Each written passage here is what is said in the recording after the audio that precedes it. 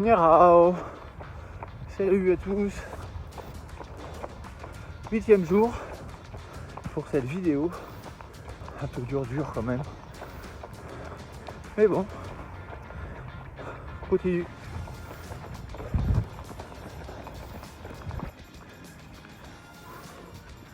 Il y en a qui sont un peu plus motivés. Donc 8e jour.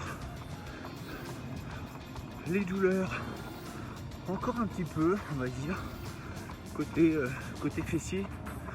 Sinon ça va. Le souffle, on va dire, c'est pas trop mal. Et puis on verra ça maintenant pour la 2e semaine. Allez, on tient bon, on lâche rien. J'aimerais vous parler aujourd'hui de la confiance en soi. J'en avais déjà parlé dans d'autres vidéos, mais aujourd'hui je voudrais simplement axer sur un fait qui est bien réel. C'est qu'on a tous une croyance en quelque chose. Pour certains, vous êtes peut-être croyants, vous êtes pour d'autres athées, mais en attendant, on a tous une croyance et on en fait une réalité pour nous, dans ce monde. On peut développer aussi notre confiance en soi, on peut la développer, l'augmenter en faisant quelque chose qui nous fait peur et sortir de cette zone de confort. Par exemple, moi pour le coup, c'est de faire ces vidéos sur lesquelles je ne suis pas forcément à l'aise et pourtant on a un niveau qui est dans les arts martiaux ou dans le développement personnel que je transfère par rapport aux arts martiaux. Mais ceci dit, le fait de s'exprimer devant une caméra, c'est pas forcément quelque chose de naturel. Il suffit simplement de se dire que c'est un ami qui est en face de vous et puis de discuter de façon le plus simplement possible.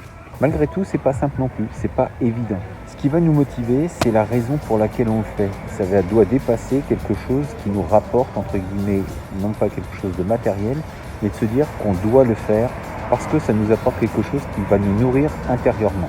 Un peu comme une mission de vie, quelque chose que l'on doit faire parce qu'on sait que ça va faire du bien aux autres et par conséquent, par voie de conséquence, ça va aussi nous faire du bien à nous. Et cette confiance, pour ceux qui en manquent, eh bien écoutez, c'est simple. Ayez confiance en vous, vous avez du potentiel. On est tous, je vous le disais tout à l'heure, on est tous croyants de quelque chose. Alors pour certains, c'est Allah, pour Dieu, ou Brahma, Shiva, etc. Enfin, il y a des dieux multiples et variés. Choisissez. Et puis, il y a même les superstitions. Il y en a qui vont dire que si on passe sous une échelle, il va nous arriver quelque chose. Que si on voit un chat noir, eh bien, ça porte malheur. Enfin bref, il y a énormément de croyances que l'on a. Et on en fait un monde qui est réel pour nous. Effectivement, pour certains, ça ne gênera pas de passer sous une échelle.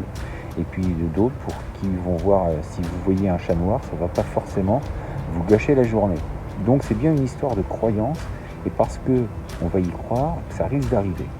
Par exemple, là ça pose de problème à personne, par exemple pour ceux qui croient en Dieu, que Jésus-Christ a marché sur l'eau, ça ne gêne personne.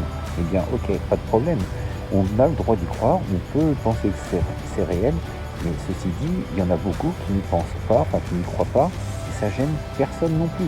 En fait, chacun se fabrique un monde qu'il a envie de croire, et le problème, enfin si on peut parler de problème, c'est que le monde va vous arriver en fonction de ce que vous croyez.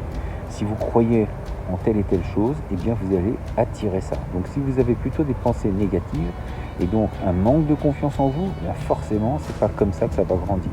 Donc pour en sortir de ce schéma un petit peu négatif, eh bien essayez de vous entraîner à faire des choses qui vous posent problème à la base. Essayez de faire ces choses de façon hebdomadaire, en tout cas dans le temps, et d'avoir une période assez longue pour que vous commenciez à prendre confiance en vous. La confiance, c'est comme tout, ça se travaille, ça se développe comme un muscle.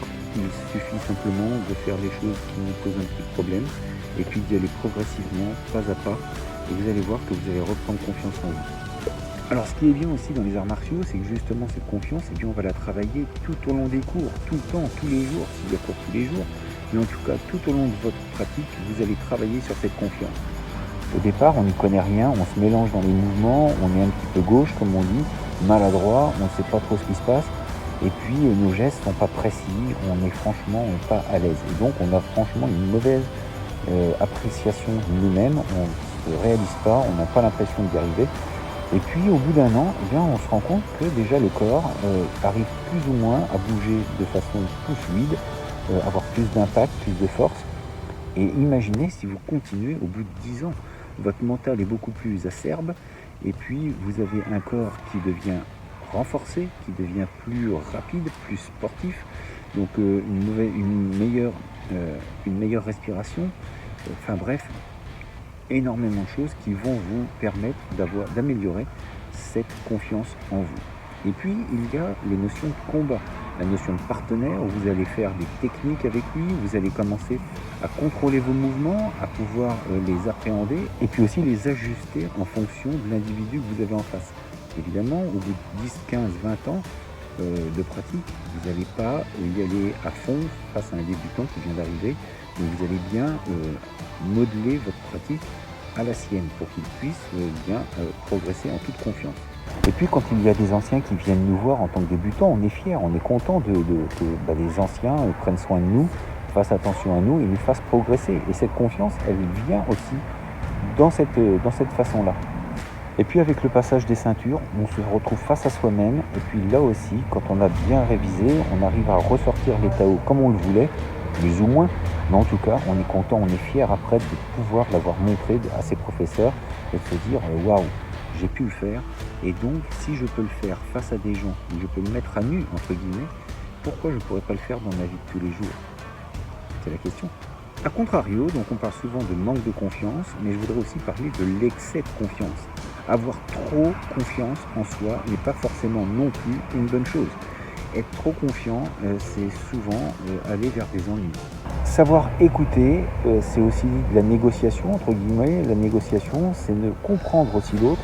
Quand on est trop confiant, en fait, on n'écoute plus ce qui se passe autour de nous. On est tellement persuadé que l'on a vrai qu'on peut passer souvent, enfin en tout cas parfois, à côté de certaines choses.